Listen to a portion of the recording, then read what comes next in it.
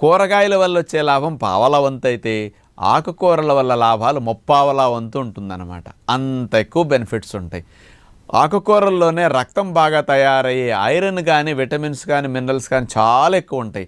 అందుకని రక్తహీనత రాకుండా రక్షించేవి ఆకుకూరలే. కంటికి కావలసిన విటమిన్ ఏ హై డోసుల్లో అందించేది నెంబర్ 1 సోర్స్ ఆకుకూరలే.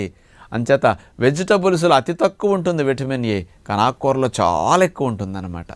అట్లాగే శరీరానికి కావలసిన సహజమైన సోడియంని మీరు బయట నుంచి ఉప్పేసుకోకపోయినా బాడీకి కావలసిన సోడియం, పొటాషియం ఇవన్నీ కూడా ఆకుకూరల్లో పుష్కలంగా ఉంటాయి. అందుకని సాల్ట్ డెఫిషియన్సీ అస్సలు రాకుండా రక్షిస్తాయి. ఎక్కువ కాల్షియం ఉన్న ఆహారం మీరు పాలు అనుకుంటారు, పాల కంటే 4 రెట్లు ఎక్కువ కాల్షియం ఆకుకూరల్లో ఉంటుంది. అందుకంత రెగ్యులర్గా ఆకుకూరలను మీరు కనుక తినగలిగితే అసలు కాల్షియం ట్యాబ్లెట్ వాడక్కర్లేదు. అట్లాగే ఆకుకూరలు బాగా